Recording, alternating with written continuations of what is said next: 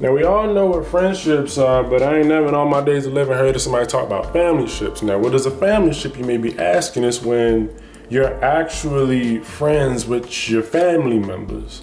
When you actually understand the ins and outs of your relatives in the same way you understand the ins and outs of your best friend forever, or people in your close-knit friend group. When I was younger, I took family for granted in a way where I only categorized the people in my family as the people I only saw during special occasions, holidays, and celebrations. I see you at the family cookout. I see you at the family reunion. But every other day of the year, wasn't no phone calls really being exchanged, wasn't too many text messages being sent. It was just, I see you and I see you. And I don't really care about you as an individual, but I just know that you're still alive and we have a family connection. So realistically, me and my 13-year-old self, I was more pressed about being accepted at school and building relationships with people who were outside of my family because it just seemed like the thing to do. I took my family for granted and I put more stock into the people who I was only friends with because we went to the same school. And most of those relationships may fade away over time. But ideally, the family relationships are foundational to how I move. They should be foundational to how I even establish relationships outside of my family. One thing I took for granted was just having involved family members who actually cared about me, who was actually there for me, who I could actually call. Not everybody has that. Not everybody has access to their parents, their siblings, their aunts, uncles, their grandparents. I took that for granted. A lot of people do not have access to their family, whether it's because of a falling out, family tension and conflict, just unforeseen accidents. It's really, really, really a major privilege to have access to all your family members. And it's another privilege to be able to have positive relationships with your family members. For people that weren't in my family, I was prioritizing their feelings. I was prioritizing making sure, oh yeah, I text them, or making sure I maintain this Snapchat streak. For what? Yeah, I wasn't maintaining call streaks with aunts and uncles who legit, all they want to do is hear my voice. I remember being younger and being like, all right, so-and-so on the phone, what you call, wanna say hi? Hey, school's fine. All right, I get the phone back to my mother now. But the reason why that was like that was because I didn't understand the weight of what it legit just means to be able to call somebody, have them answer the phone, and just hear a voice. Like, that is actually a very dope thing that I've come to appreciate, understand as I mature and as I self-reflect on what it means to be an involved family member.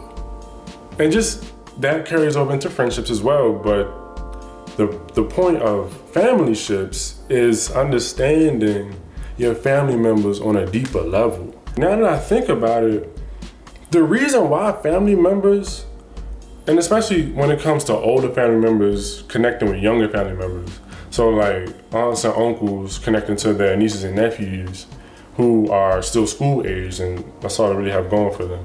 The only reason why they keep asking, so how's school? Is because that's the only thing they know about their nephew. The only thing they know about me is that I'm in school. That's it. School is the only reference point that they have to start a conversation. But in my mind, I'm like, bro, there's so much other things to talk about. I really don't feel like talking to you right now because I have this video game that I want to play, but I mean, we're here now, so hey, school's fine. Yes, I'm getting good grades. Yes, all right, cool. To be able to have thick conversations with family members, that requires effort on my part. That requires me to ask questions. That requires me to actually want to know about my family members. For me to actually want to engage and talk beyond surface level topics like the weather and school.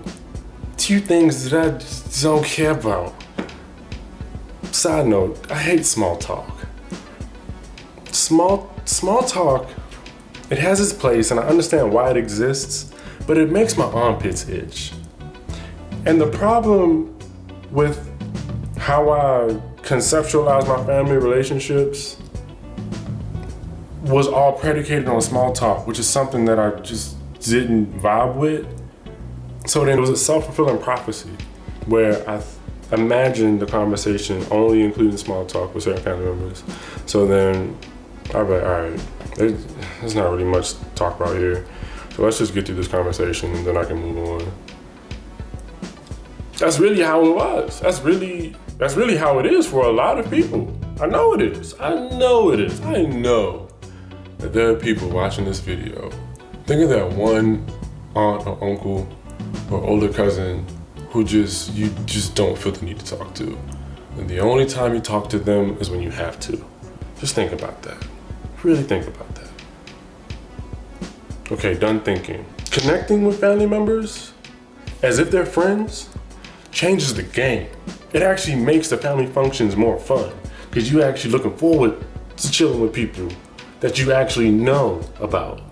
But then there's also the case of not everybody actually likes their family members for valid reasons. Realistically, family members are just humans. Just so happens that you have a blood tie. Family members are people too. So in the way you connect with people outside of your family is the same way you can connect with people within your family, but then understanding that just because you're family doesn't mean you gotta be friends. Family ships, just like friendships, take effort. They actually take a lot of intentional action and intentional input, intentional engagement. So think about the friends who you were only friends because of proximity. The same thing happens with family members. You only interact with them because of proximity. Maybe because you live in the same house, or you live in the same neighborhood, same city, same state. The only reason y'all interact is because of family gatherings where you're in close proximity. Key points, with family ships, they require more energy than friendships. And I say more because with family, there's legacy involved. And with legacy, there's generational habits of how families interact. So if Auntie so-and-so and Auntie whatchamacall, they have a family feud, that's gonna carry over if aunties have kids, and then the kids may be at odds, and then that corner of the family is in shambles, which means the whole family tree is shooketh. For my role in my family ships, I have to take responsibility and say, okay, so back in the day I wasn't really that active, but now I understand, and now I'm trying to be more active, and now I'm going to put myself out there, now I'm going to engage, now I'm going to communicate, now I'm actually going to ask questions beyond how school, when I'm in the position as one of the older relatives. See how that works? Because everything reproduces itself, where if I'm used to uncles, aunts, and older cousins that I'm not really close to only asking me about school, when I get to the older uncle, cousin status, then it's like, oh crap. Am I gonna ask the same questions that I've been receiving? No, I can flip the script. I can be more proactive in understanding what it means to be connected, what it means to actually engage on a regular basis, weekly, monthly, daily for some family members. Some families are tight, and y'all just keep being tight. Some families are not as tight, and it's very unfortunate. It hurts to see when siblings genuinely dislike each other. I'll leave you with this.